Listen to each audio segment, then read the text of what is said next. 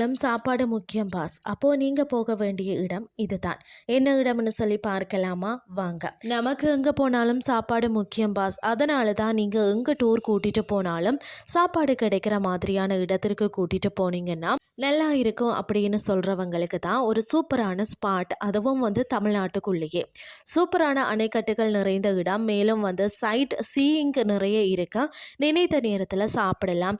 விதவிதமான சுவையான உணவுகளுடன் ஒரு ஜோலியான ட்ரிப் போகணும்னு சொன்னால் இந்த இடத்துக்கு போங்க. டவுனுக்குள்ளே இருக்கிற சன நெருக்கடி, பரபரப்பு, வாகனங்களின் இரைச்சல், மற்றது புகை, இது எல்லாமே இல்லாமல் ஒரு அமைதியான சுற்றுச்சூழல் வேண்டுமா? டிக்கெட் எடுங்க. திருநெல்வேலிக்கு பக்கத்தில் இருக்கக்கூடிய, அதாவது களக்காட்டுக்கு. மேற்கு தொடர்ச்சி மலையின் மடியில் அமைந்துள்ள களக்காடு என்ற அமைதியான இயற்கை வளமிக்க ஊர் தான் இந்த ஊர். பார்த்தீங்கன்னு சொன்னால் இயற்கை எழிலும் வரலாற்று சிறப்பும் சுவையான உணவுகளும் ஒன்றாக கலந்த ஒரு அழகிய ஒரு சுற்றுலாத்தலமாக திகழ்கிறது. பச்சையாறு அணை மற்றது அதன் சுற்றியுள்ள இயற்கை வளங்கள் களக்காட்டை நெல்லை சீமையில மறைத்து இருக்கும் ஒரு அழகிய ரத்தினமாக மாற்றுகிறது. களக்காடு மலையடி வாரத்தில் அமைந்துள்ள பச்சையாறு அணை பார்த்தீங்கன்னா தமிழகத்தின் முன்னாள் முதலமைச்சரான காமராஜர் காலத்தில் கட்டப்பட்டது. இந்த அணை இந்த பகுதியில் முக்கிய அடையாளமாகவும் இருக்கிறது. மேற்கு தொடர்ச்சி மலையில இருந்து வரக்கூடிய நீர் இந்த அணையில் சேமிக்கப்பட்ட சுற்று வட்டார விவசாய நிலங்களுக்கு பாசன வசதியை வழங்குகிறது. இதன் காரணமாக களக்காடு பகுதி எப்போதுமே பசுமையாக திகழ்கிறது. மேலும் தொலைநோக்கு பார்வையுடன் உருவாக்கப்பட்ட இந்த அணை இன்றும் ஆயிரக்கணக்கான விவசாயிகளின் வாழ்வாதாரமாக திகழ்கிறது. பச்சையாறு அணையின் அருகில் அமைந்துள்ள தேங்காய் அருவி. அருவியில மலையில இருந்து சுரந்து வரக்கூடிய நீர் அருவியாக விழும் காட்சி தான் மனதை மெய் சிலிக்கிறது அப்படின்னே சொல்லலாம். இங்குள்ள மக்கள் குளித்து மகிழ்வதோடு இயற்கையின் அழகையும் ரசிக்கிறார்கள். அதே போல களக்காடு பகுதியில் உள்ள களக்காடு தொட்டி பாலம் ஒரு சிறிய பொறியியல் அதிசயமாக கருதப்படுகிறது.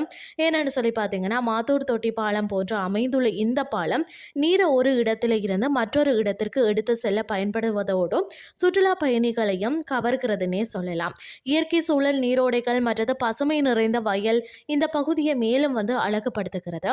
இந்த களக்காடு பகுதியின் இயற்கை அழகுடன் கூடிய அமைதியான சூழல், பசுமை நிறைந்த மலைப்பகுதி மற்றது நீர்நிலைகள் ஆகியவை பார்த்தீங்கன்னா திரைப்பட படப்பிடிப்புகளுக்கு ஏற்ற இடமாக இருக்கிறதால இது ஒரு ஸ்பெஷல் ஷூட்டிங் ஸ்பாட்டாக மாறி வருகிறது. இங்குள்ள பார்த்தீங்கன்னா பத்மநேரி மற்றது தெக்கூர் பகுதிகளில் உள்ள பாரம்பரிய உணவகங்களில் வீட்டு சுவையுடன் கூடிய சுவையான உணவுகள் கிடைக்கிறது. அதனால் அச்சமின்றி இட்லி, தோசை, மெதுவடை என எல்லாமே சாப்பிடலாம்.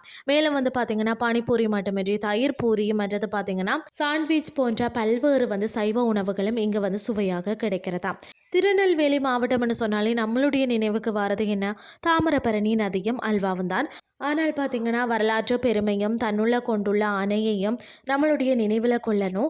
இயற்கை நீர்வீழ்ச்சிகள் மற்றது சுவையான உணவு என்ற இரட்டை அம்சங்களையும் ஒரே இடத்துல அனுபவிக்க விரும்புபவர்கள், இயற்கையை நேசிப்பவர்களுக்கு களக்காடு ஒரு சொர்க்கம் போன்றது. இந்த சம்மரில் குடும்பத்தோடு ஒரு தடவை குளிர்ச்சியாக திருநெல்வேலியின் இந்த சினிமா ஷூட்டிங் ஸ்பாட்டுக்கு விசிட் அடிச்சுட்டு வாங்க.